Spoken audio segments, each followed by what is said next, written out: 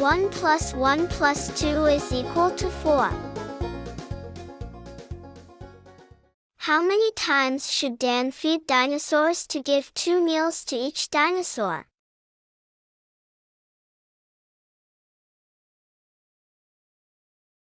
Two plus 2 plus 2 is equal to 6. 3 times 2 is equal to 6. Join at Dan Lovecraft for amazing homeschooling activities. If you are a school or a homeschooling parent, get your own educational programs, curricula, and video classes.